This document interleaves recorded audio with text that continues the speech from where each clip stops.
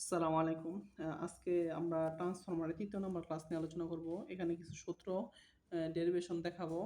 অ্যা এটা এখানে আসসালামু আলাইকুম। এখানে আমরা জানি ট্রান্সফরমারের ক্ষেত্রে প্রাইমারি অ্যাম্পিয়ার টার্ন আর সেকেন্ডারি অ্যাম্পিয়ার টার্ন এটা সমান।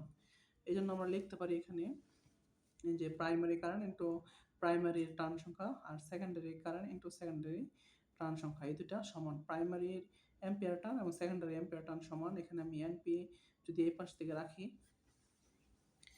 তাহলে এনপি আর এনএসটা এই পাশ থেকে এই পাশে নিলাম।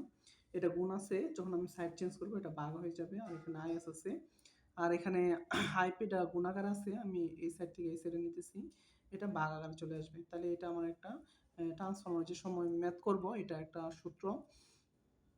যদি প্রাইমারির এবং সেকেন্ডারি টার্ন সংখ্যা এবং কারেন্ট সংখ্যার মধ্যে সম্পর্ক ব্যবহার করতে হয় তখন আমরা এটা ব্যবহার করব।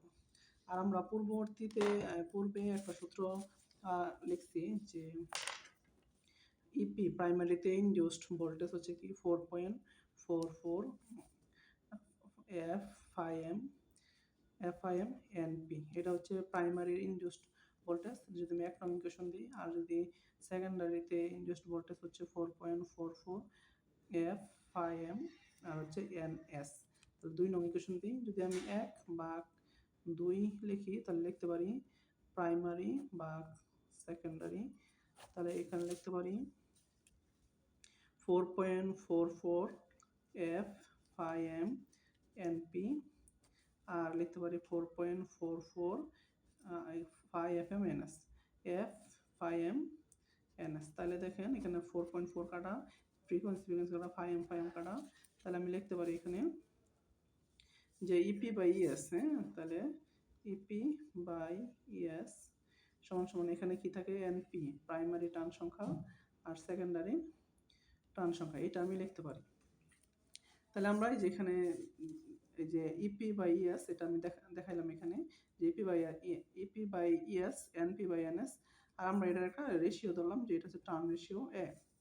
আবার পুনরায় আমরা লিখতে পারি প্রাইমারির যে অ্যাপারেন্ট পাওয়ার ইপিআইপি এবং সেকেন্ডারির অ্যাপারেন্ট পাওয়ার ইএস আইএস এটা সমান। এই জন্য আমরা লিখতে পারি ইপি ইন্টু আইপি সমান সমান ইএস ইন্টু আইএস। তাহলে আমি যদি একটু সাইড চেঞ্জ করি, ইপি এখানে যদি ইএসটা এখানে নেই, ইপি বাই ইএস আর আইএস এখানে ছিল এখানে লিখলাম, আইপিটা এখানে গুণাকার আছে এটা আমি ভাগ আকারে লিখতে পারি আইপি। তাহলে দেখেন আমরা যদি সবগুলা সামেশন করি তাহলে দেখেন ইপি বাই ইএস, প্রথম লিখলাম যে E P by E S N P by N S. তাহলে আমি লিখলাম E P by E S N P by N S. আর এখানে যদি আপনি আইএস এর সাথে সম্পর্ক করেন যে আইএস এর সাথে দেন I S by E P by E S, তাহলে ইপি বাই ইএস এটা সমান সমান লিখতে পারি কি আইএস বাই আইপি। তাহলে এদের সবাইকে একটা টার্ন রেশিওর মাধ্যমে লিখলাম যে এটা হচ্ছে সমান সমান এ। তাহলে আমি এই সূত্রটা ইউজ করব বিভিন্ন ম্যাথ যখন আমরা সমাধান করব। এটা হচ্ছে সিঙ্গেল ফেজের জন্য। আর যদি তাহলে আমরা এখানে কি কি দেখলাম যে আমরা দেখলাম পূর্ববর্তী ক্লাসে পাইছি ফাইএম, হ্যাঁ, ম্যাক্সিমাম ফ্লাক্স হচ্ছে কি বিএম হচ্ছে maximum flux density into area A. আর ইপি কি পাইছি আমরা যে প্রাইমারি ভোল্টেজ উৎপন্ন ভোল্টেজ 4.44 5M এফ এনপি। আর সেকেন্ডারি ক্ষেত্রে শুধু কি হবে এখানে এফ 5M 4.44 সবই ঠিক থাকবে, এনএস দ্বারা গুণ হবে। আর যখন আমরা থ্রি ফেজ নিয়ে কোনো আলোচনা করবো, থ্রি ফেজের ক্ষেত্রে সবসময় প্রাইমারি ফেজ ভোল্টেজ এবং সেকেন্ডারি ফেজ ভোল্টেজ নিয়ে টার্ন রেশিও হবে, আর ফেজ কারেন্টের সাথে রেশিও করতে হবে। তার মানে কোনোটাই লাইন নিয়ে করতে হবে না, সবগুলো ফেজ নিয়ে আমরা আলোচনা করব যখন থ্রি ফেজ আসবে। তখন সবসময় এই সূত্রটা ইউজ হবে। যদি থ্রি ফেজ হয় তাহলে আমরা থ্রি ফেজকে সিঙ্গেল ফেজে কনভার্ট করে নিব, আর ফেজ নিয়ে রেশিও করবো primary phase secondary phase, primary phase current secondary phase current, এইভাবে। ধন্যবাদ সবাইকে, আসসালামু আলাইকুম।